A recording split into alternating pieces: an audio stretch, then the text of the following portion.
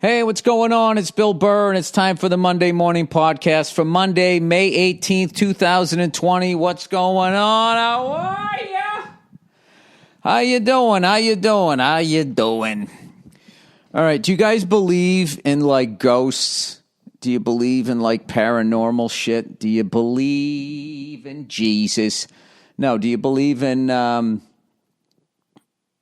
I don't know, every once in a while, you know, like I remember one time I got up when I was still living back in fucking Massachusetts. I almost said Beantown. That's the funniest shit ever to me, Beantown. I lived there for 27 fucking years. I never found the place where they made Boston baked beans. I never saw it on a menu. You know? Beantown. Oh yeah, the fucking beans, they're all over the place. Never saw it. Anyway, back in the day, when I was young, I was living back there, and I was coming back from college. It's a long time ago, okay? And as I was walking, I got off the train, the commuter rail, and I was walking, you know, over to the parking lot. And for some reason, I envisioned smashing the window on my truck. I just had that vision. And then I, you know, walked like another fucking 5 minutes, finally got to my truck, and my window was smashed. And the fucking radio was gone and all of that shit, right? And I was like, well, that was weird. Do I have like some sort of, you know, I hate that my radio's gone. Do I have some sort of paranormal, not paranormal, do I have some sort of fucking ESP? Am I like that little chick in fucking Poltergeist? You know? What did she say? I have exorcised the demons or whatever. I started thinking, like, why the fuck did I just think that, right? So this morning, I'm laying in bed. I live out here in Los Angeles, which for the most part is a desert. And I'm laying in bed, and I wake up, and I have this song in my head. Ooh, I hear laughter in the rain. I can't get up that high. Walking hand in hand with the one I love. And I'm like, what in the fuck is making me think of that song? So I started laughing before I even opened my eyes. Like, why is that fucking song in my head? Lo and behold, I wake up. It's fucking raining outside. It never rains out here. Never rains in Southern California, but it pours, man. It pours. You know, what is that? Was that because I was sleeping and I fucking subconsciously heard the rain? Or is it one of those things where they say, you know, you only use like fucking 12% of your brain, and I somehow broke through the glass ceiling of my own stupidity, and I can sense after shit is happening before I know with my regular senses that something's going to happen. Every once in a while, something. What is that fucking called? You know, you look at the phone and then it rings. All right? You think of your balls and then they itch. What is that thing?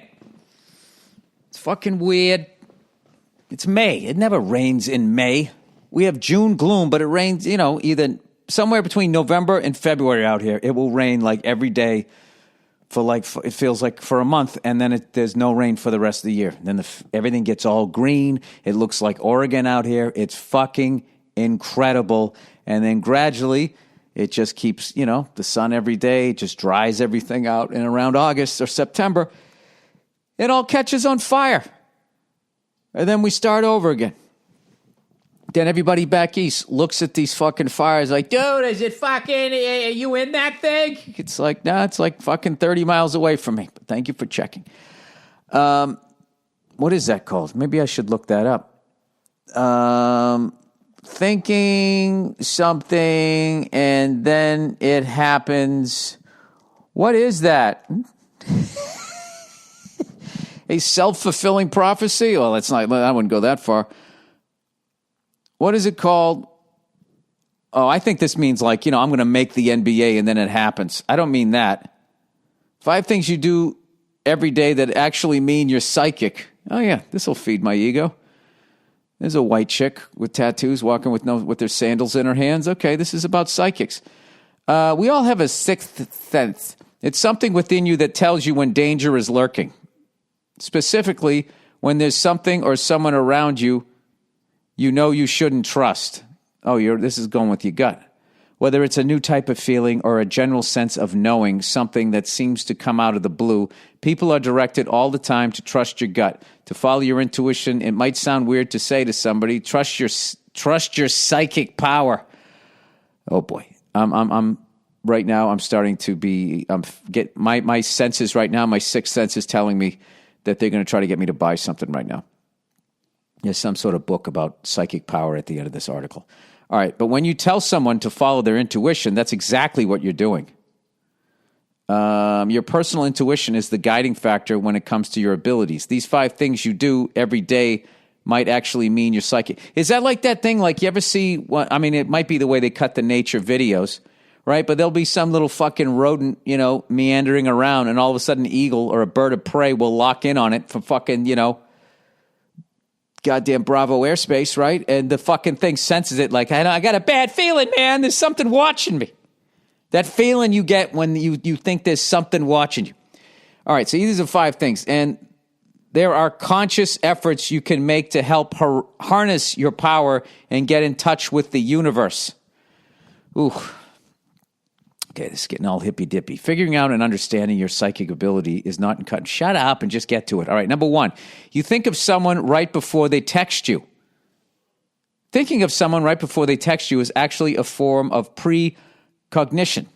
The ability to see or perceive events right before they happen through extrasensory perception or clairvoyance.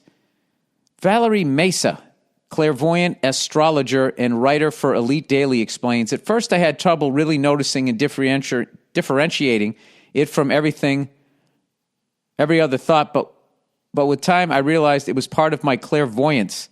I simply have a thought about someone and keep going about my business. They will either call me or text me. It never fails. Well, I could do that about my wife, and of course she's going to call me and text me. She's my wife. This is vague. Is that part of the clairvoyance, man? It's like right there, but if you reach out to touch it, it moves away, man. But if you just let it be, it'll sit there with you. All right, number 2, you always look at the clock at the same time. I'm skipping that one. I don't do that. You get bad vibes from people and get chills. Yeah, okay, that's being able to read people. You see random images in your head. All right, what's this about? This is like the fucking Ring. One psychic skill that falls in this category is called, you get bad vibes from people and get chills. There's a fine line from clairvoyance and just straight up racial profiling. Doesn't it, what the vibe you get from people, what about your own, how good a person you are, how open you are, and whatever? I would think if you're fucking,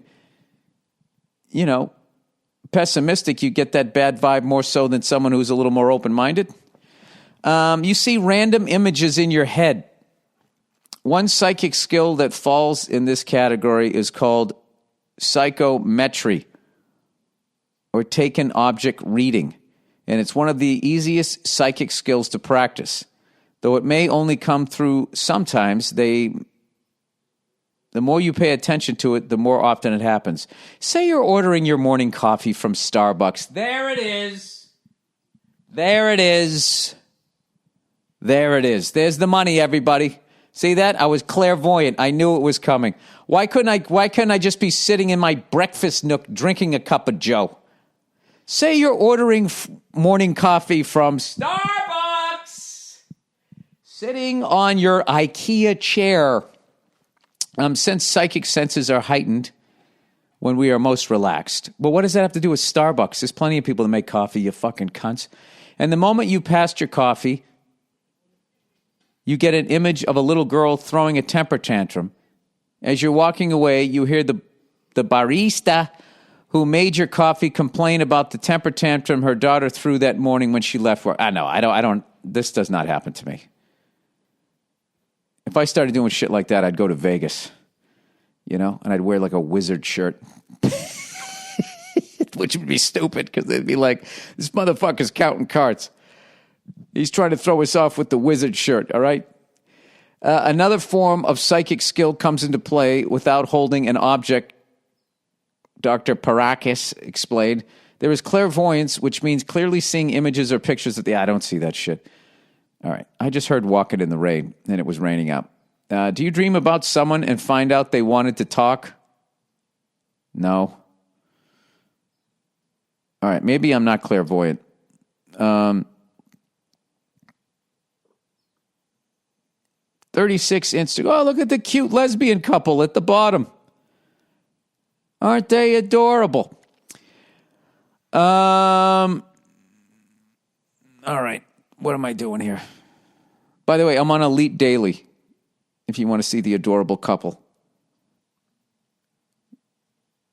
Oh, look at this. Chiropractors baffled. 30-second stretch relieves years of back pain. Watch. They finally have a dude. You know, they kept having these chicks fucking bent over with their fucking asses in the air and shorts going up their ass. It's like, what are you doing here? You trying to help my back? Or you getting me to jerk off? Is just jerking off fucking cure lower back pain? All right, everybody. This is the Monday Morning Podcast, and it's fucking raining in L.A. Yeah, we got a fucking... I'm out here in the garage, and got a bunch of people in my house getting ready, moving around some shit, getting ready for the Bambino here in a couple of fucking weeks. I was hoping to, have a few drum things down before I get no sleep for the next 3 months. I'm so fucking excited to become a dad again, and I'm also nervous as hell. I'm going to be honest with you, because I know how much work one is, and I'm like, okay, now there's going to be two. But everybody's like, no, once they get past a certain point, they can play with each other. But I got to tell you, my daughter is crushing the T-ball. Crushing. And she gets upset when she doesn't like a temper tantrum, but if she only hits like a ground ball. She's like, oh, Dad, I want to hit it far. And it's the one thing that I've ever found like wears her out as I get her up there taking some cuts.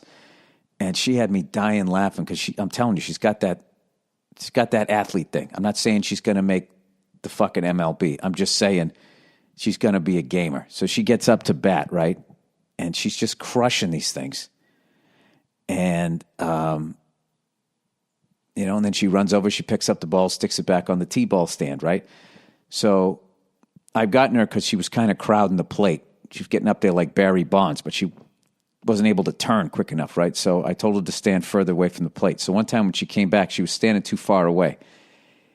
And she took like this fucking, like swung out of her cleat swing and was right in level with the ball, but she was too far away and she missed it. And she laughed. And as I'm trying to tell her to move in closer, she took like 6 more cuts, swung just as hard. And I was dying laughing.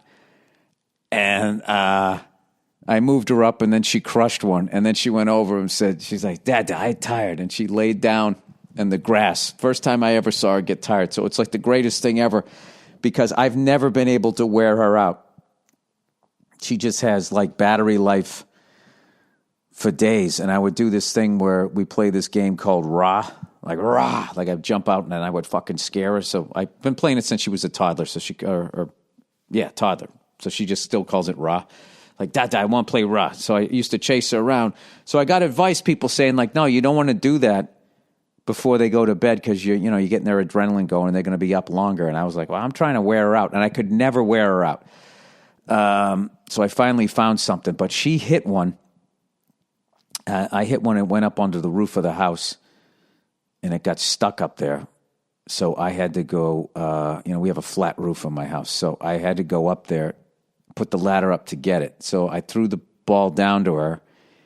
And as I was coming down the ladder, I heard her hit a clean one. And then I heard it hit my car, bounced off the top of my car, and then hit the fence on the other side, which was a significant shot for her. She cleared these shrubs and all of that type of stuff, and it's the greatest feeling ever. So I got a son coming now, so we have a little bit of a driveway, and I'm thinking, when they all get big enough, we got to play a little street hockey, Get the rollerblades out there, play. It's gonna be fucking insane. And once my daughter is a little bit older, because she's batting lefty, and she really gets the muscle memory down, she has a great fucking swing and everything, I'm going to have her like somewhere around when she's 4.5, take a couple of cuts from the right side. And I always try to do that. Like when we play soccer, I have her, with soccer, she kicks with her right foot, but I also have her kick a bunch with her left foot, kind of get the ambidextrous thing going. And just see where it leads, see if that makes her a better athlete or whatever. But it's a fun thing. It's shit that I do because I actually go up and I take cuts on the T-ball thing. I take my old man cuts and I swing lefty, and I'm a right-handed batter. And I don't know. I think it's a fun thing. I would guess is a good thing for somebody old like myself to be engaging a different part of my fucking brain. I still want to buy that, was it Dave DeBuscher, the late, great New York Knick, wrote a book called The Memory Book. And he had an absolutely incredible memory. One of these guys that was literally memorizing the phone book. You know what? By the way, I rewatched Michael Rappaport's When the Garden Was Eden. It's such a great documentary, and about the 70 and 73 Knicks, I believe. I always forget I always thought they won one. They won 2 in 3 years, but I think there was a 3-year gap. Anyway, I was watching that, and I saw that's what really stuck out this time when I watched it. Because the first time, all I saw was Willis Reed beat up the entire Lakers bench, broke 2 guys' jaws and shit. It was just like, I was like, I've never seen that footage. So that's what stuck out. And then also, of course, young pictures of Phil Jackson going, look at that guy. He was just like a guy coming off the bench, like a 6th man, and he goes on to become arguably the greatest NBA coach of all time. I would say he's the greatest. No disrespect to Red Auerbach, even me being a Celtics fan. There's something about doing it in the modern era with all of the information and everybody has access and all of that type of stuff. It just seems like it gets harder and harder and harder, which is sort of my Babe Ruth argument that I always get into, specifically with Yankee fans. And then I just say to them, I go, all right, let's just look at the stat of hitting 400. All right, the last person to do it was Ted Williams in 1941. Okay, Jackie Robinson breaks the color barrier in 1947. Nobody's ever done it since. But before 1941, from the beginning up until 1941, like 27 people did it. And there's a couple of years where like 5 guys did it in the same year. 5 guys, 4 guys, 3 guys, all hit. And if you look, it happens every year in the beginning, in the late 1800s, and then all of a sudden it happens every 2 to 3 years, then every 5 years, and it just gradually trickles down and down and down and down because people make that Babe Ruth argument going, well, there was less teams, so the talent pool was higher.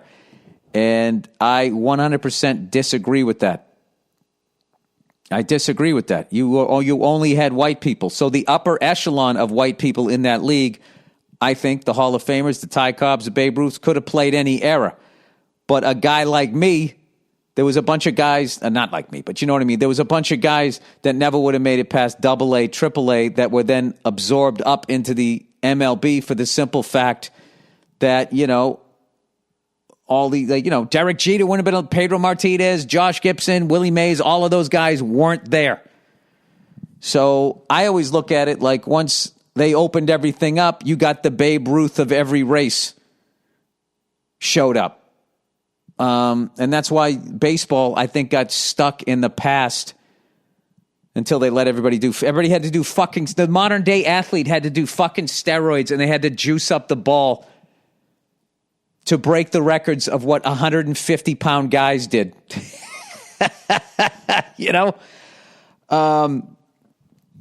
So I don't mean any disrespect to the stars from back then. I'm not questioning whether they could play now. I'm saying they could.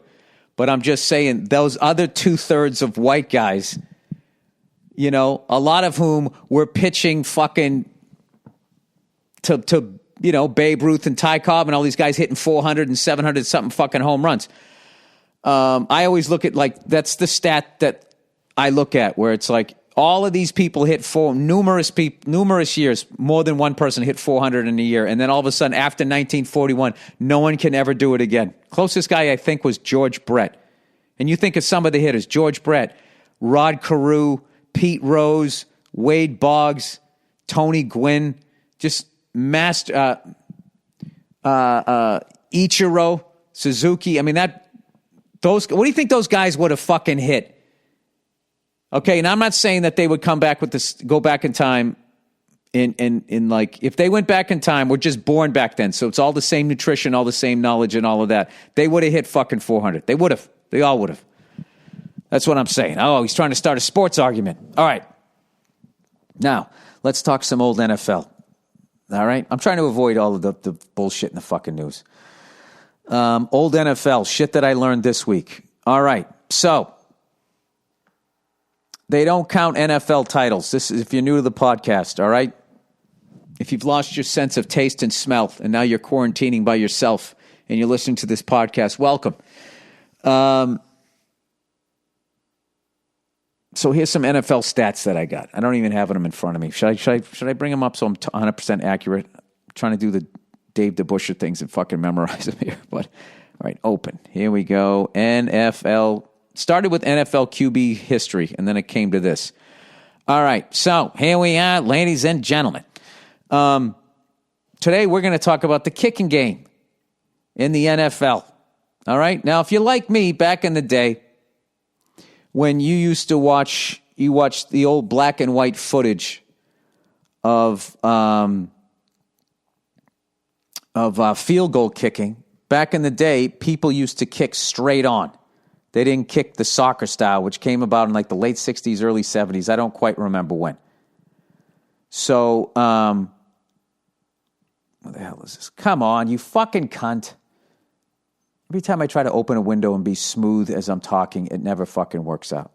I just got to get some of this guy's stats, all right? So anyway, when I would watch that shit, I thought that, because they were kicking straight on, because it always looked like they had like some fucking giant offensive lineman kicking the ball, that they were not kicking the ball that far.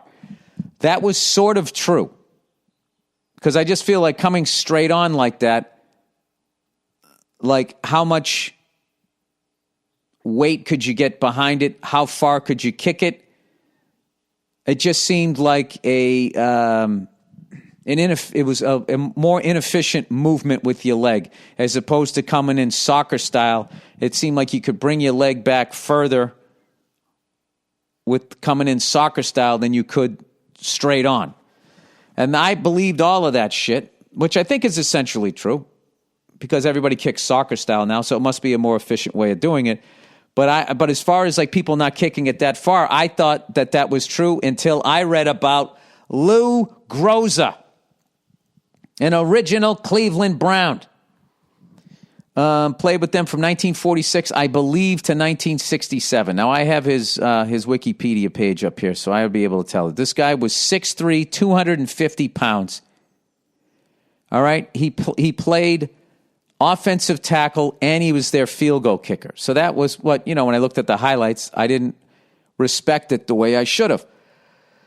Yeah, he played 1946 to 1967. He took 1960 off because he had a back injury.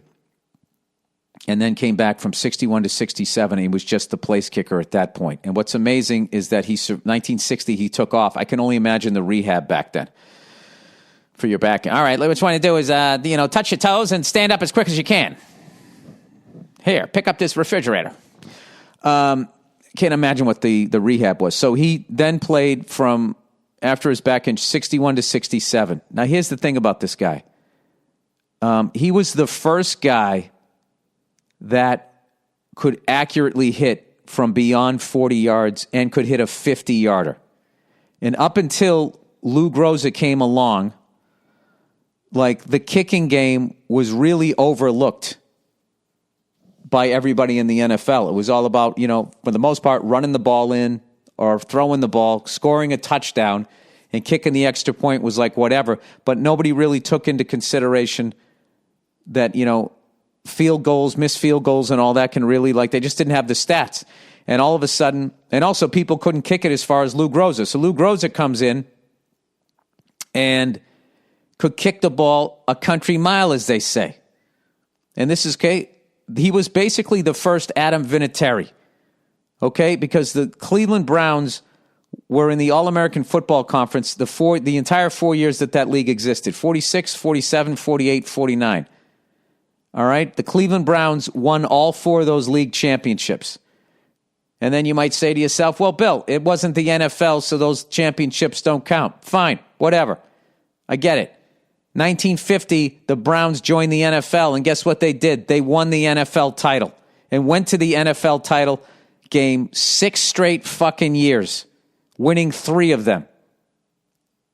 And what people did, they were like, what the fuck are the Browns doing? You got Paul Brown, you got Otto Graham, what else is going on? And they started crunching numbers, and they realized that the Cleveland Browns, during that time, won 15% of their games because of their kicking game.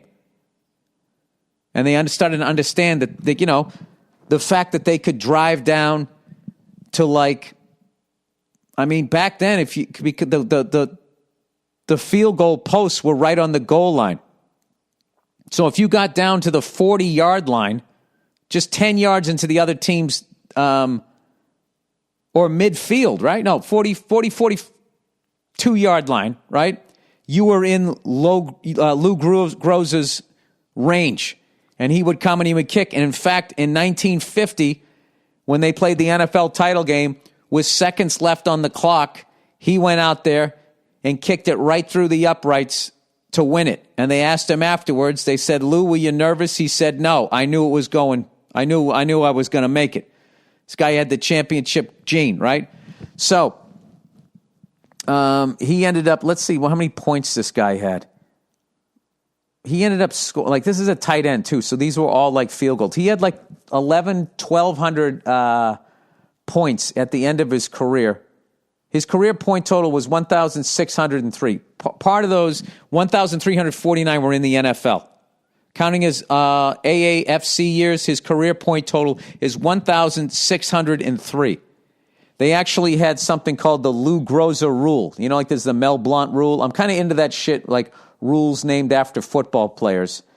The Lou Groza Rule, he had this thing where he would come in and he would put a piece of tape right behind the ball, almost like a piece of duct tape or something like that, which just sort of helped him line his foot up when it went through. It's not like he did anything to the ball or anything like that.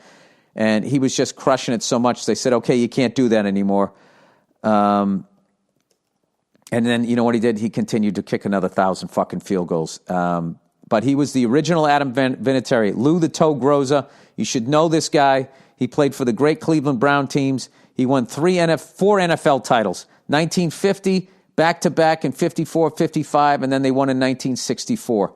And then he also won 4 All-American Football Conference titles. So that's 8 titles by the great Lou Groza. He is the reason that the kicking game is so important today. Isn't that cool? If you're a football nerd. All right, football rules named after players. That's hilarious. It said named Lou. Like my computer's not listening to me.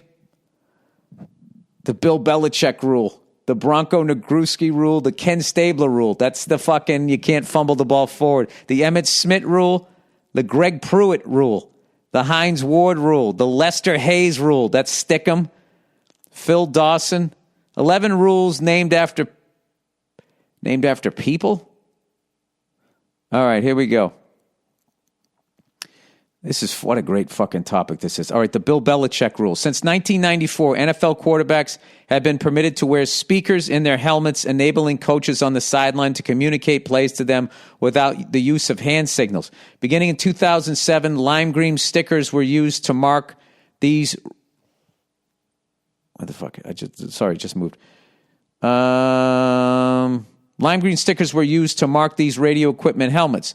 During the 2008 offseason, the NFL passed a rule that allowed one defensive player on the field to wear a speaker in his helmet. The season before, Bill Belichick and the New England Patriots were fined for videotaping a game against the New York Jets from an unauthorized location in order to learn their defensive ads. That's Spygate. Their defensive hand signals. If you didn't have any hand signals, it wouldn't have happened. Former Dallas Cowboy head coach Wade Phillips said of the spy game. I'm just happy to get something passed that way you don't have to worry about it. People were putting towels up in front of people. You shouldn't have to play football that way. The Patriots voted in favor of the proposal. Yeah, basically everybody was. This is what ESPN didn't say. Everybody was fucking doing it. And then in 2007, they passed a rule that you cannot fucking do it. That was the first year you couldn't do it, and then the Patriots continued to do it, and we got busted. Although the way this is written, they're making it seem like nobody did it, which was bullshit. So I don't know if that's 100% accurate, because I did the research on that because they were coming after my fucking team. And by the way, I know all of you guys who fucking hate the Patriots say, no, it's bullshit. Nobody did it. Only the Patriots did it. Right? While you watch all of these college football games, and is when they're holding up signs, they got a picture of a slice of pizza, Urkel, the sign for pie, and there's some guy breakdancing and pop locking. And it's like, why do you think they're doing that? It's because people are stealing signs. And I've always maintained that if you think stealing signs is cheating, then what you should do is have America forfeit World War II. All right, Bronco Nagurski rule. Oh, by the way, I got a great one on the New York Football Giants. Listen to this shit. Or should I continue with this? I'll continue with this, and then I got a great one on the Giants, who are one of my favorite franchises of all time. The way I hate the Colts, I love the Giants. I love the Giants. They come out, they hit you in the fucking mouth, they win the fucking game. If they lose, they go home. The Colts, they come out, you hit them in the mouth, they cry, they make a tape, they change rules. It's just really the difference between the two. You have one is run by men and the other is not. All right, number 2, Bronco Nagurski rule. The Bronco Nagurski rule was enacted after a controversial finish in the 1932 NFL championship game between Nagurski's Chicago Bears and the Portsmouth Spartans. Your Portsmouth Spartans. At the time, a forward pass was only legal if it was thrown from at least 5 yards behind the line of scrimmage. After Nagurski was stuffed twice on runs up the middle in a tie game, he took a few steps back and threw a pass to Reg Grange for a touchdown. Portsmouth coach argued that Nagurski wasn't 5 yards behind the line of scrimmage when he threw the pass, but the call stood and the Bears went on to win 9-0. The following season, if he only took a couple of steps, yeah, he would have been. Would you think he'd be within? Depends on where the fuck he was. Oh man, that wasn't legal. See, and everybody got all upset. The following season, the league declared that a forward pass could be made from anywhere behind the line of scrimmage. All right, the Ken Stabler rule. 1979, the NFL enacted a rule in response to a play during the 1978 season that became known as the Holy Roller. The Raiders. Yeah, they were going to lose the game. Ken Stabler was getting sacked, and as he went down, he just rolled the ball towards the end zone. And then I forget who it was, like Dave Casper. He was trying his best to pick it up, and he just kept accidentally kicking it further and further until it was across the goal line, and then he fell on it. With 5 seconds left, there it is. Remaining, the Oakland Raiders trailing the San Diego Chargers by 6 points. Oakland quarterback Ken Stabler dropped back to pass from the San Diego 23-yard line for an apparent last-ditch effort into the end zone. Stabler was pressured, however, and in an effort to avoid a sure sack, intentionally fumbled the ball forward. The ball rolled to, Raiders fullback Pete Banaszak, who kicked the ball forward to tight end Dave Casper. Dave Casper dribbled the ball into the end zone before falling on it for the winning touchdown. The resulting rule, which is informally known as the Ken Stabler rule or Raider rule, prohibits an offensive player other than the player who fumbled the ball from recovering or advancing a fumble on fourth down or any down in the final 2 minutes and a half. If another offensive player recovers the ball, it is placed back at the spot of the fumble. And by the way, going back to that Belichick shit, it's like also if you film people, it's not like they're just miming passing and handing it off. You would then go in halftime, and then you would have somebody look at all the videotape and then watch the plays, and you'd be looking at the signals, and you would try to figure out something, and maybe it would give you an advantage on one or two fucking plays. Okay. I'm just bringing it back down to earth. It was cheating. They were guilty of it. They did break a fucking rule, but that is not why they won all those fucking titles. If it makes you feel better, you can say that, but okay, I don't know. But if you're going to do that, then you kind of have to do that with everybody. And at that point, the Steelers immediately go down to 2 Super Bowls. And who the fuck wants to do that? You know what? Because the other team they were playing was also fucking doing some bullshit, which is why you have referees.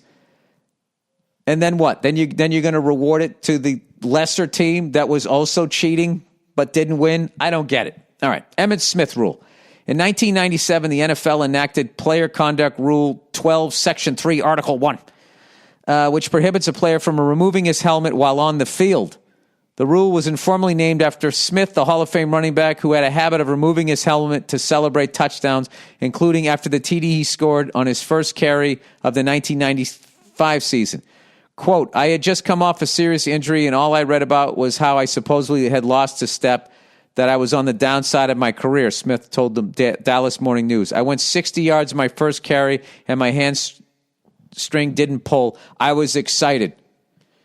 So the NFL was like, wait a minute, Emmitt Smith is having too much fun. Smith was flagged for removing his helmet during the first season that the rule was enforced. Is it a badge of honor, Smith told the Austin American-Statesman? No, it's not. Oh, that a rule was named after him? He was such a class act. You got to love Emmitt Smith. One of the toughest guys to play, too. That game he played that when they needed to win, I can't remember if it was a playoff game, but he had the separated shoulder. As a running back, I mean, just NFL running back, taking NFL hits on a separated shoulder.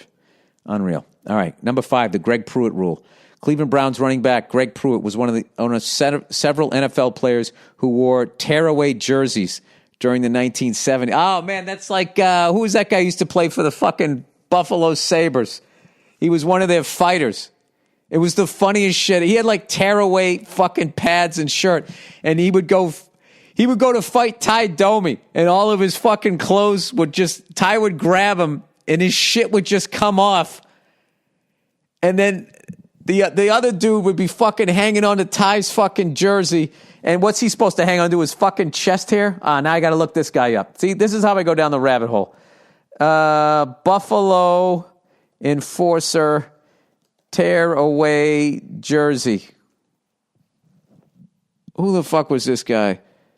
It all comes up to Buffalo Sabres jersey. Come on, man. All it says is Greg Pruitt. Buffalo, let's see, NHL.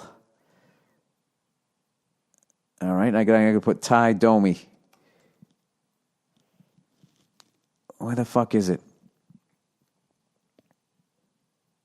Rob Ray. Rob Ray had it was like he was a male stripper.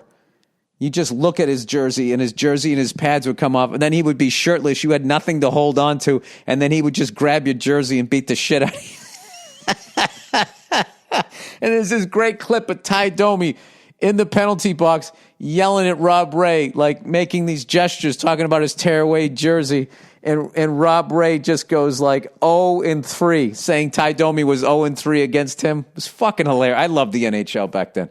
All right, so let's get back to the rules here. I apologize to non-Americans and non-fucking sports fans here. All right, so Greg Pruitt wore tearaway jerseys during the 70s as a sneaky means of shaking off would-be tacklers, right? But he never won a championship, so he's not going to get trashed like Belichick. Pruitt rushed for 1,000 yards for 3 consecutive seasons from 75, 76, 77, 75 to 77. For it to be effective, you couldn't wear anything under it, Pruitt told Cleveland Magazine. It got pretty cold playing on the lakefront. The league banned tearaway jerseys in 79. Pruitt was named to 5 Pro Bowls and won a Super Bowl with the Raiders in 1983. Hines Ward rule. In 2009, the NFL enacted a rule that prohibits blindside blocks that come from the blocker's helmet, forearm, or shoulder. And is this the Green Bay game? The rule. No. That wasn't. Green Bay was playing a game, and I remember Warren Sapp. It was way behind the play, and he nailed some offensive lineman with, That could have been some shit the offensive lineman was doing him during the rest of the game or a previous game. You never know. You never know. But then when somebody gets hurt, they just look at the incident. So who knows? I'm not saying anything bad about Warren Sapp. The rule is informally known as the Hines-Ward rule, after the Pittsburgh Steelers wide receiver who established a reputation for leveling unsuspecting defenders and broke Keith Rivers' jaw with a vicious block in 2008. I got to see this fucking hit. Hines-Ward. Who did he hit? Look at my fucking bad memory already. Hines-Ward. Keith Rivers.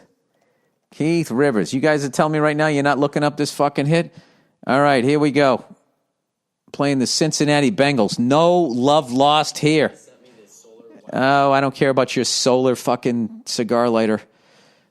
That's not a thing, everybody, before you go to look for it. All right. There we go. Why can't I hear it? All right, so I guess he's going to throw Roethlisberger. Play action fake. Shakes off a tackler. That was a great fucking block.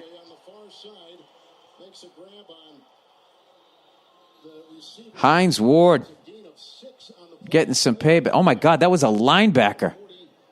Dude, I didn't know Hines-Ward played like that. What the fuck?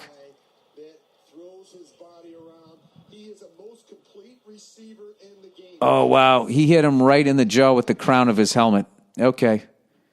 You know what? That's a really good rule.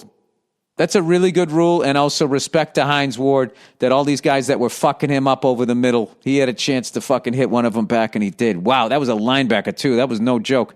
All right, Lester Hayes rule. Lester. 1981, the NFL banned the use of Stickum, a sticky substance used to improve grip that was popularized by the Oakland Raiders. If you ain't cheating, you ain't trying. The Oakland Raiders, cornerback Lester Hayes, during the 1980 season, including the playoffs. The substance helped Hayes haul in 19 interceptions. All right. Let's. It didn't help him that much. Jesus fucking Christ. Well, 19 interceptions is pretty fucking ridiculous. But, I mean, he was also an incredible fucking corner. Anyways, he said you practically had to pry the ball loose from him whenever he got his hands on it. Raiders linebacker Ted Hendricks said of Hayes in 2007 interview with ESPN. Well, maybe it helped a little bit. I don't know. I would say he got an extra 2 to 5. All right, Phil Dawson rule. During a 2007 game in Baltimore, Dawson's unusual 51-yard field goal led to the adoption of a new rule.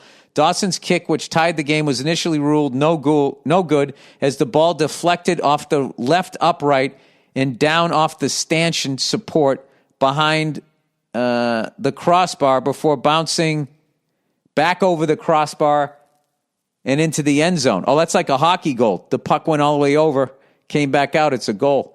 But the NFL didn't have that rule at that point. While replaying rules did not allow for the review of field goals at the time, officials reversed the call after a brief discussion on the field. The Phil Dawson rule, enacted the following season, allowed for field goals and extra points that hit the crossbar or uprights to be reviewed. Oh, so that's all it is. So it wasn't a question of whether it crossed and then bounced back out. Wait, how the fuck could it do that? Wait a second. The ball deflected off the upright, down off the stanchion support post, behind the crossbar before bouncing. Oh, the stanchion support post, the thing that comes down to the ground, not the crossbar. It hit that and then bounced back out. That's fucking wild. All right. Ricky Williams rule. Okay. What, you have to take your helmet off during an interview? You can't make the sign, I'm smoking a joint, to the camera? There's a lot of rules here. The Ricky Williams rule, which was enacted in 2003, declared that a player's hair was an extension of his uniform and therefore fair game for tacklers. The rule was initially named after Williams, the Miami Dolphins' dreadlocked running back.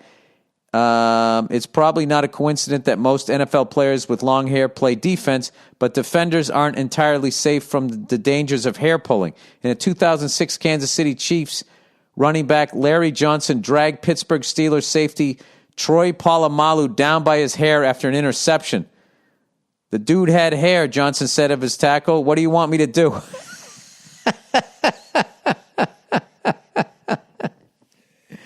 Polamalu has since insured his hair for $1 million. So what, if somebody pulls it, he fucking gets $1 million? I don't get that. All right, Roy Williams rule.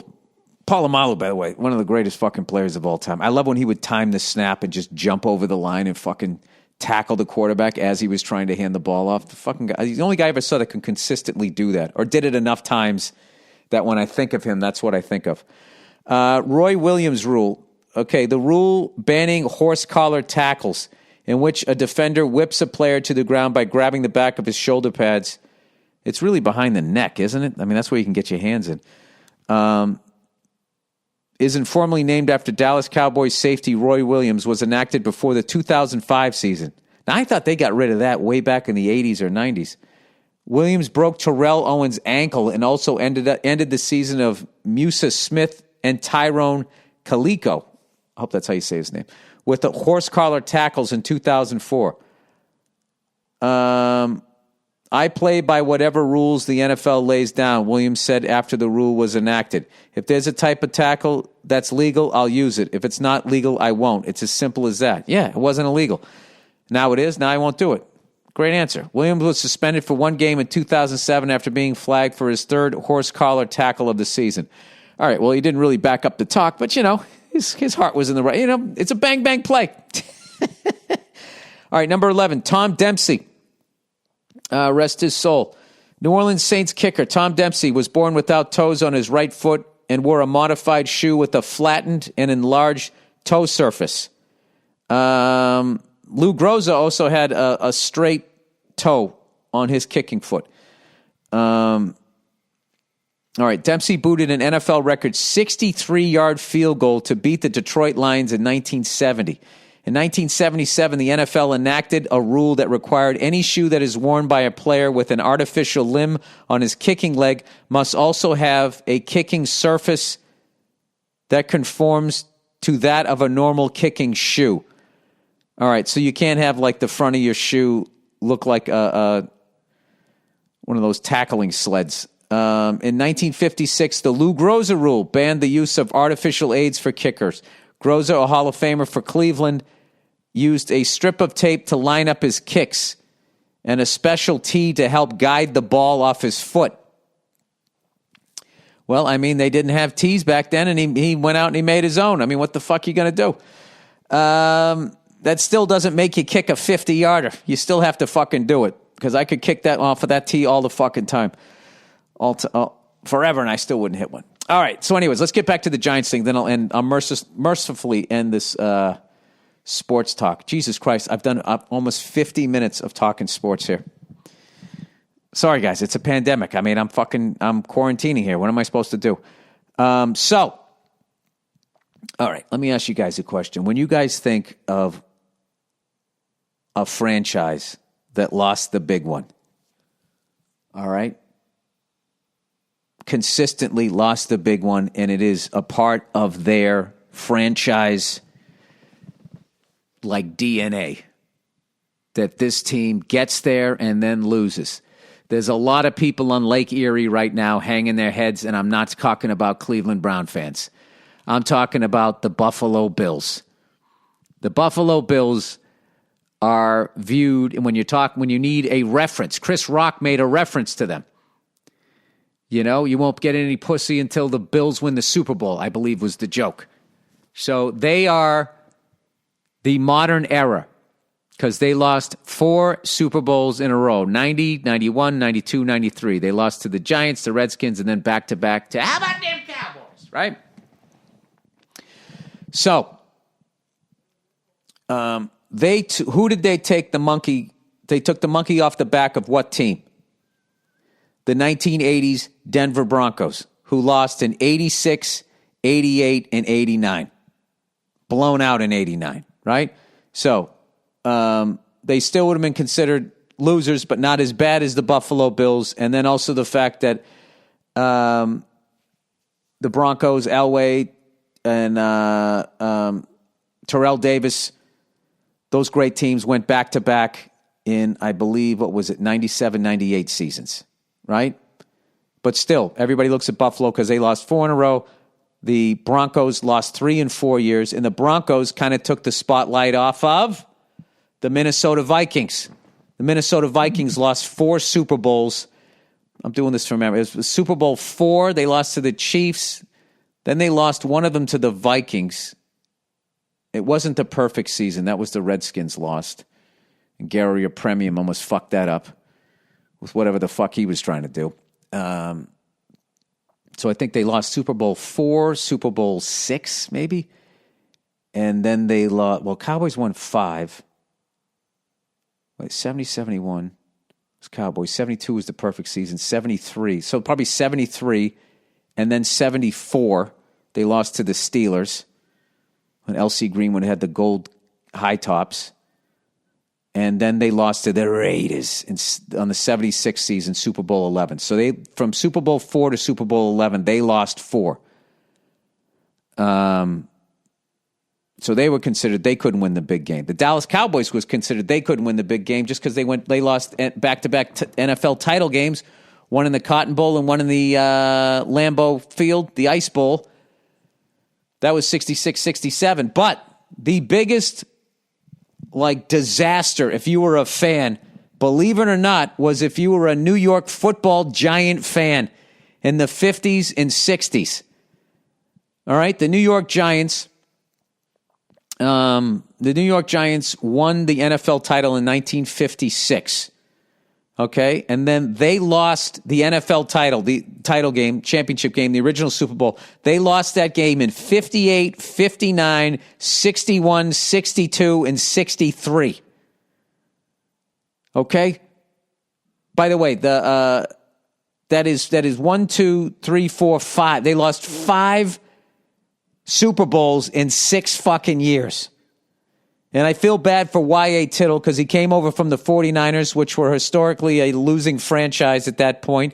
He joins the Giants, who'd won in 56, 61, 62, 63. He loses all of those games. I just feel bad because his last name was Tittle, and knowing the New York Post, they probably called him after 63, Y.A. no title, Tittle loses again, being cunts about it. But they went up against the fucking, Bart Starr and Vince Lombardi back-to-back years. There's no shame in losing to that. And then they lost to Gale Sayers and Dick Butkus Bears in 63. So there you go. And this is the last football thing. This has just been a football podcast. Here's one for you. In 1946, the New York Football Giants two players got busted taking a bribe to throw the championship game. It was at the Polo Grounds. They were playing the Chicago Bears. Now, why they got bribed, I don't understand, because the Bears were the team of the decade, having won the title in 1940, 41, 43, and 46. 43, there's an asterisk, because I believe that's, World War II had started, and they were combined, the Pittsburgh Steelers combined with, the fucking Eagles. They were the Steagles. And I want to say they also combined with the Chicago Cardinals at some point, or I don't know what. It was fucking nuts. But anyway, some gangster or somebody working with a gangster bribed both their defensive backs, and somehow word got out before the game, and the mayor of New York summoned the 2 cornerbacks to Gracie Mansion on the East River, where the mayor lives. Or at least did. I remember Giuliani lived over there. I don't know if he brought Gracie Mansion back, but it's pretty fucking cool. Brought him over there and had him come in separately, just like when you were at school and you and your buddy got busted, and then the principal would bring you in one at a time because you'd be out there sweating, wondering if your friend was gonna fucking, bitch up and admit to whatever the fuck it is you did. So they brought the first defensive back in, and he was just like, I don't know what you're talking about. It's bullshit. I don't know what you're talking about. All right. See you later, Your Honor, your mayorhood. And he leaves. And then the other guy caved and he admitted that he did it. Now, I don't know what the fuck happened. It seemed like they found that out before the game. But all I know, the end of the day, is they still fucking lost 24-14. I don't know what the fucking spread was. But once you take money from a gangster, man, I don't give a fuck if you're talking to the mayor or the president. You're not going to fucking be covering as tight as you would have. So there you go. But for some reason, The NFL doesn't talk about those, so I still have to listen about the 1919 White Sox, which for some reason they call the Black Sox. It was the Chicago White Sox, and I got to listen to them, how they almost ruined the fucking MLB, and they needed Babe Ruth, and to build a custom stadium for Babe Ruth to bring the fucking game back and all of that shit. These guys here, when the NFL was in a very precarious situation coming out of World War II, the college football game was still bigger. I believe horse racing and boxing was still bigger than pro football at the time. And these two fucking cocksuckers took the goddamn money to, well, I can't call them cocksuckers. I don't know. Maybe they were getting fucked over in pay. Who the fuck knows? All right. I take that back. Strike that from the record. These two players for the Giants agreed to throw the fucking game, and you never hear anything about it. So there you go. There's a little bit of fucking NFL history for you people. A little bit, Bill. A little bit. We're 55 minutes into this podcast. All right. Let's do a couple of reads here for the week. What the fuck is it? Buffalo, Lou Groza, Texas reopening. That was something I wanted to talk about. podcast content. All right. Okay. When to wear a mask. Oh, wait, I got to read the advertising first, right? Maybe I'm wrong here. Do I have no live reads? I have no live reads. All right. Well, that's easy. All right. Well, you know what I'm going to do? I'm going to do the reads real quick. All right. Here's a guy here giving me the reads for the week, the questions for the week. All right. When to wear a mask. Now, this person this is official CDC infos below. I have thousands of hour research. All right. So, I don't know if he's telling me this shit. This is a lot of stuff I already fucking knew. But okay, Billy, no eating ass during a pandemic, Burr. All right, if you are by yourself or anywhere, you are not within 6 feet of someone in your clean car or house, yard, or on a walk by yourself, etc., and you don't touch public surfaces and your face, and you wash your hands regularly, a mask does nothing for you and is unnecessary. I mean, that's pretty much common sense. Maybe the hard surfaces, public surfaces, isn't common sense. Anyways, the virus is only spread through droplets, breath, saliva, sneeze, cough, sweat, or any human fluid that exit the infected person, including asymptomatic and recently infected people, and make it eventually via transmission into your body: eyes, mouth, nose, ears, bloodstream. All right, COVID-19. So that reality is if you have a mask on and somebody sneezed into your ear, you'd be fucked. COVID-19 and many viruses and bacteria, that's what I surmised from that information. So don't take that as a rule, but it seems that way. All right. COVID-19 and many viruses and bacteria can live for a long time on hard surfaces, 24 to 72 hours. All right, so that's 1 to 3 days. That have not been disinfected. So if you're doing anything around people less than 6 feet, especially if your job requires human interaction, or even if you are shopping and you will touch any public surfaces, a mask might stop you from touching your mouth or nose, or help someone, or help some if someone coughs by you. Yeah, but I guess it could still go in your eye or into your fucking ear. The CDC does not recommend wearing a mask, a N95 mask, or a mask at all unless you will be in a public space with people within 6 feet of you. There is zero scientific evidence to support the virus spreads outside of these criteria. Fussing with a mask counts as touching your face. Wear a cloth mask when you should. Do not wear one when you don't need it. And yes, I work in the industry of stopping infectious virus, bacteria, and pathogens. I have thousands of hours of research and dozens of the latest scientific studies to support this information. So don't at me. Fuck with me? I don't know. Wash your hands, don't touch your face, and shut your mouth. Then go fuck yourself. Official CDC information below. Love the podcast and keep up the great work. All right, there you go. So that's coming from someone within the goddamn business. So everybody everybody's shitting on people in LA like driving while wearing masks. Like I said, like a lot of those people I would think are Uber drivers. If someone had just gotten into their car and they just got out, or you don't want to keep taking it on and putting it off and touching your face, you just would fucking leave it on. Or you're running a bunch of errands, you're getting in and you're getting out of your car. You don't want to, you've touched surfaces, you're using your antibacterial. You don't want to touch your face. You fucking leave it on. People are like, oh, what does he think? He's going to get it from the motor? All right. Come to Colombia. Dear William, writing from Cali, Colombia. What? Writing you from Cali, Colombia, the capital of salsa and beautiful women. I've been a fan since my undergrad years in Boston, some 15 years ago. You have made me laugh in some of my darkest moments, so thank you for that. Now that I have been back in Colombia for a year, I would love to go to Colombia. I'd love to go to South America.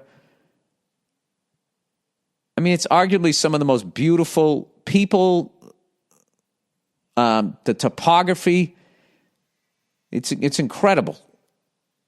It's just always so deceiving how far away it is, because not only is it fucking, you got to fly so far south, you actually have to go, like the west coast of South America lines up with the east coast of America, and I live on the west coast here, so it's a crazy flight, okay? Now that I've been back in Colombia for a year, I realize you have quite a fan group here. Get the fuck out of here. Have you ever considered touring Latin America? Yes. You know who's going to do it is Tom Segura. I heard Tom Segura, bilingual Tom Segura, is going to do a monster fucking, well, it's gonna, or I think he's going to put out, wait, I'm going to shut the fuck up here because I don't want to fucking let the cat out of the bag. God damn it. I'm going to text him and make sure before I post this. So if you're listening to it, it was common knowledge before this shit. I would fucking bring my wife down there. That's my white guy understanding that you guys all listen to still the girl from Ipanema, which I know you don't. So go fuck yourself. I'm just giving you shit here. In Bogota, our capital, I hope I said that right, you would easily sell out a 400 to 500 seat venue. Hey, I'm taking a loss on this trip. Jesus Christ, I got to fly 14 hours to play in front of 400 people? I'd still do it just to go down there. Because whatever I would make on the gig would pay for the flight. But then I got to bring my wife and all her fucking bags. Yeah, I'm going to take a bath on this one. A lot of people watch your stuff. Please do not believe the portrayal of Colombia in Narcos and all that mafia shit. You and your family would love it here. Delicious food, some of the warmest people you'll meet, and one natural wonder following the other. Let me tell you something. You people are so goddamn good looking down there. I don't give a shit if that Narcos shit was true. I would still go down there. Smoke a fucking Cuban cigar. God knows they're probably, most of them are fake down there too. Let me tell you something, senor, whatever, mister, whatever I'm supposed to say. I will fucking come down there when this shit is fucking over. Abso-fucking-lutely, I will do that. And I just need somebody down there to tell me where I can get a real Cuban cigar. All right? I don't want to go all the way down there and just, I don't want to deal with that shit. And not, and smoke a fake one. All right? Because I told you, the last two real ones I smoked was in fucking Tel Aviv. What kind of fucking life am I living? That I get to travel and meet all of these beautiful, I'll tell you another fucking beautiful people, Israelis. I'm telling you. Beautiful people in Tel Aviv.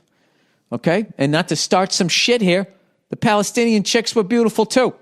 All right? Bunch of beautiful fucking people over there. There we go. Look at me. We are the world. I would love to do that. Besides, you would be the first ginger in Colombia since the English pirates tried to rob our land and rape our women some 500 years ago. I don't want to show up and fuck, they're back. I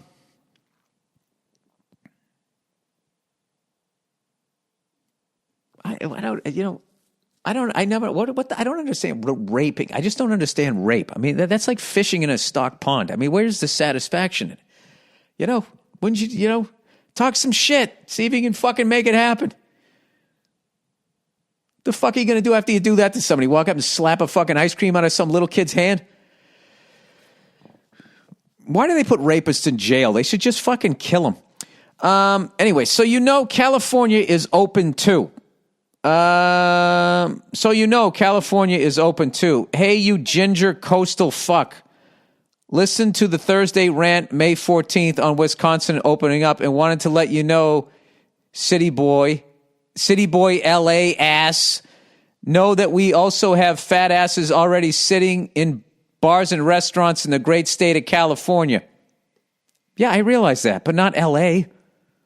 Most people forget California is more than just San Francisco and LA, but up in gold country, we are open for business. No, I understand that. And I made fun of that too, didn't I? Or did I not? Oh, the oasis. There was one up there where they said, we are an oasis of COVID. There's no COVID here. Listen, you fucking touchy cunt. I didn't mean to trigger you. I am rooting for Wisconsin. I said I was rooting for them, but this is a comedy podcast. I just did fucking 55 minutes of NFL stats. Somebody has to take a hit here. All right. I know you enjoyed your Sacramento area shows. Why don't you drive your ass up here? I don't know, because of Murder Mountain? I'm joking. I tried to do a show in Eureka, and somehow it went away. Zero COVID deaths, 100% small businesses, beautiful this time of year, and you wouldn't have to leave your state. From a fellow redheaded German-Irish cunt. You know what? I'm going to look into that. Who the fuck am I? I got a kid coming in like 2 weeks. My wife's not going to let me do that. You're just going to leave us in the middle of a pandemic? She sounds like Jerry Seinfeld when she gets upset with me. She'd be right. And then what am I? I'm just going to drive up there and stop at all these fucking gas stations where all these dirty digits have been punching in their fucking zip code for their fucking... I could still do it, right? I just come up... Like, I don't need to wear a mask at a gas station pump as long as there's nobody else there. But all I know, somebody just left there and sneezed, or some cunt's going to pull up on the other side of the thing, you know? I just wear them and I wear the gloves. You know, that's it. And then when I'm done with my gas, I take off the rubber gloves and then I fucking I open my the door handle and I make sure, you know, my fingers, they were in the gloves, so they didn't do that. I open it up with fucking 2 fingers. Then my wife sprays me with the disinfectant, and I get back in the car and I'm gone. That's how I've been doing it. And you know what? I've been symptom free. All right. All right. Tough times. Dear bill of sale, I own a small to mid-sized business in Baltimore. I employ 12 part-time employees. This is always going to be heartbreaking to read this. We opened up our shop last week and have maintained a safe environment for patrons while also increasing the chances of not having to shut down for good, which sadly has become a reality. Well, I'm rooting for everybody in your situation. My wife's cousin told her on the phone last night that we're selfish, which is fine as long as my kids have food and I can pay my monthly health insurance bill. You can call me what you want. I think there are a lot of people judging unfairly, and it doesn't seem like anyone in charge or on television cares. No, because they have money. I laughed when you hammered Wisconsin last week because it was funny. Thanks for the laughs through all of this. P.S. I'm black, and if I fail, that's one less black business owner. So if all these work shamers want to talk about socioeconomic injustice, look at the fact that we can't all work from home. Yeah, it's true.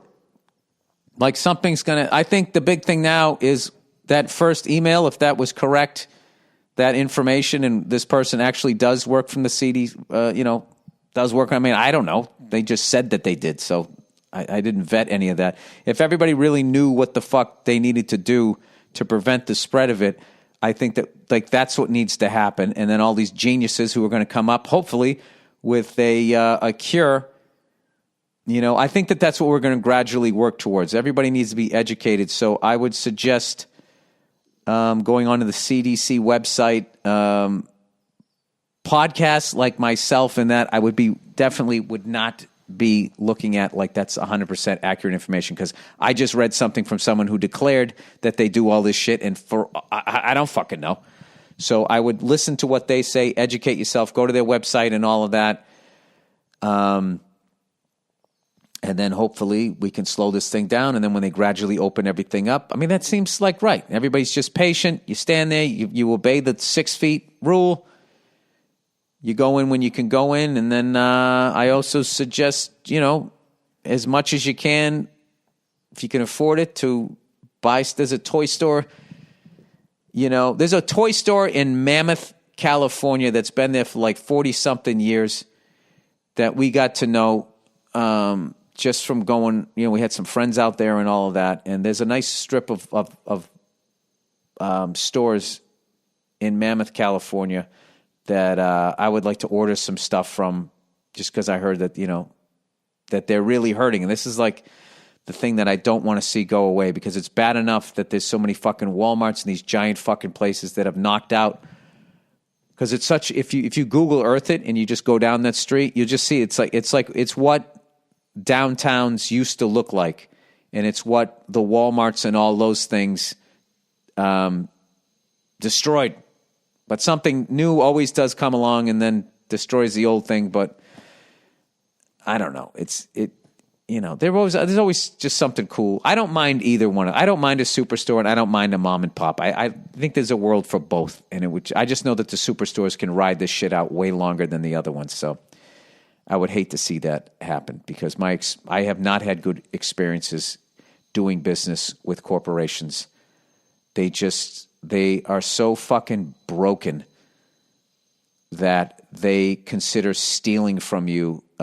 This is how business is done. And they sit there and they say it with a straight face. And then when you audit them or you call them out on what they're doing, they actually have the nerve to say that they're insulted I'm insulted by these questions. Well, of course you're insulted because you can't answer the questions because it's going to expose you for what the fuck you're doing, you piece of shit. Sorry. Anytime I've gotten in business with any sort of fucking corporation, they've stolen from me. I've then had to audit them. Every time I've audited, we always catch them stealing. It's fucking unbelievable. And it's just like, this is how business is done. We're just going to steal from you. We know you're going to audit us. Then we're going to debate the audit and we'll end up, giving you anything from 60 to 80% of what we really owed you. So we'll still be plus 40 or 20% on the stealing side. And then they come up to you and smile. Oh, that was so great. Great performance. They're just soulless fucking people. And I have no problem I don't give a shit. That's just what it is. So that's why, and I'm not saying everybody that owns a small business is a saint either. I'm just saying. Anyway. All right, food. Bill, if you could walk into any restaurant right now in any city and order any meal and casually cough into your sleeve on the way out the door without anyone losing their shit, what would it be? Oh, wow. Let me see here. Oh, that's a good one. My first thought was to go back to Boston and get some fucking Chinese food. I'd go there with my lovely wife. I'd get some crab rangoon. We'd get the whole fucking poo-poo platter, the chicken fingers, the duck sauce, all of that, just delicious heart attack, no nutrition in it. You're hungry 20 minutes later because your body sifted through all of it and found no nutrition. I think I would do that. That's if I was on the East Coast. Out here in L.A., I would take my wife to one of my favorite burger stands out here, Bill's Burgers. Maybe I would go there. I have a couple of spots for burritos. This is something I used to love to do and then hated myself in the morning back when I was drinking. There was a couple of food trucks out here, and I would be fucking shit-faced, and I would come home, and I would stop at the food truck, right? And, which was always tricky with the Uber guy, right? You were like, all right, can I buy you something? But you'd have to, try to time it, because you don't want your fucking food to get cold or whatever. But also, I'm not going to drink and drive. So I would always go up, and I would get, I'm a fucking chicken burrito order. That's my shit. And then what I started to do was I was just like, I'm just this fucking white dude that knows nothing about Mexican cuisine, and all I ever order is the fucking chicken burrito. So then what I started to do was I would order the chicken burrito, and then I would pick something by the picture that I had never tried before. And after drinking all the booze, the beer, and then the shots of booze, I would then eat that stuff and then go right to fucking bed. And I would just have my big, doughy, white stomach the next day, and then I wouldn't notice. I would just be doing that shit. And then all of a sudden, there'd be some sort of something where I had to wear a suit, some sort of event. And all of my suits, I do this on purpose, are tailored for in shape me. So I try them on, and then I can't button them. I'm like, motherfucker. And then it makes me lose weight.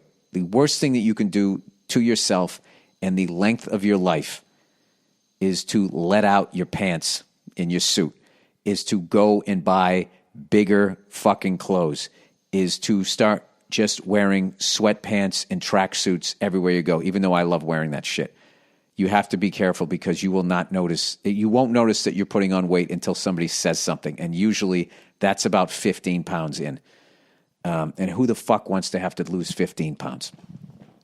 On up. All right. Other songs. Bill, last week you talked about More Than Words on the Thursday throwback song. On the Thursday, the throwback song was Wholehearted by Extreme. I hadn't heard that song in 20 years. Maybe I've had it stuck in my head all week. I haven't heard that song in 20 years, maybe, and I've had that song stuck in my head all week. Sorry, guys. Jesus. Extra bad today.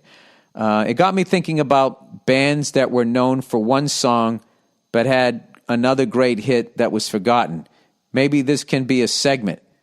Can you think of any off the top of your head? Yes, I can. The first one that popped into my head, and it's funny, is I don't know their hit. I would say is Night Ranger. Night Ranger songs. Let's see here. So everybody knows Sister Christian. Sister Christian, ba-da-boo-da-boo. Right? And I always liked Don't Tell Me You Love Me. I always thought that was a better song. And then if you looked at Lover Boy, everybody's working for the weekend. Everybody liked that song. I liked Lucky Ones. I like that song. AC/DC. Everybody listens to You Shook Me All Night Long. Right? And if you listen to that album, Have a Drink on Me, Honey, What Do You Do for Money? Are just fucking, I can't tell if they're way better songs. They just haven't been played to fucking death. Everybody plays Highway to Hell. And I always like Get It Hot, or If You Want Blood. The whole Power Rage album is gold. What's that song on the second side? I always play drums to it. I always listen to drums, so I never listen to lyrics. Long arm looking for a fingerprint, trying to find a mystery clue. It's your love that I want, boo-doo-doo. It's your love, ba-na-na-na. Whatever that's. What's Next to the Moon? Love that song. And then everybody, Judas Priest, everybody, You Got Another Thing Coming. I always liked Desert Plains. Which, by the way, I was going to do a benefit for them before all this bullshit happened. I was going to do a benefit for Glenn Tipton, I believe. He had, some health issues going on, and he started a charity, and it's just like, I love doing shit like that for people that gave me, like, the amount of happiness in my teenage years because there was a band called Judas Priest that was making music, So now I'm in a position where I can do my little shit jokes and maybe help out someone in the band. It would just really seem like a great thing to do. It's something that I want to do when all this bullshit is over. So, there's a number of things I got to do. I got to do that. I got to go to get some Chinese food in Boston, and I got to go do a show in Columbia. Look at this. All right, let's go back here. So you guys tell me. That's a great question, everybody. I want to know, you tell me what, the best songs are where everybody's like, oh, my God. Everybody, because you can be like a radio fan, and then you're like the deep cut fan. So basically what you're asking for is a deep cut. Okay, Aerosmith. That's a good one. Everybody knows the hits. All right, let's just go favorite album. All right, I like. Oh, this is tough. Their first 4 albums. So I would say everybody. Okay, in the first album, everybody listens to "Dream On." I like that. Moving Out. We all live on the edge of town, where we all live, ain't a soul around. I like that one. And then on "Get Your Wings."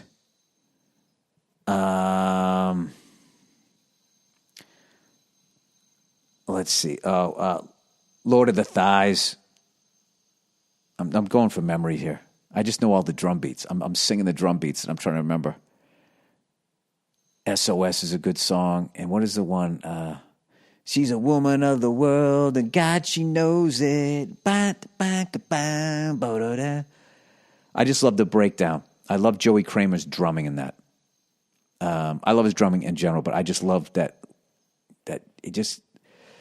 it's sort of weird hits, and then he always comes back. He used to fuck me up trying to play it, these weird accents, and he would always come back. I always, I'd put the kick on 2 instead of on 1. I would always end up fucking it up. And then I would say on Toys in the Attic, that great triplet fill in the beginning. Uncle Salty.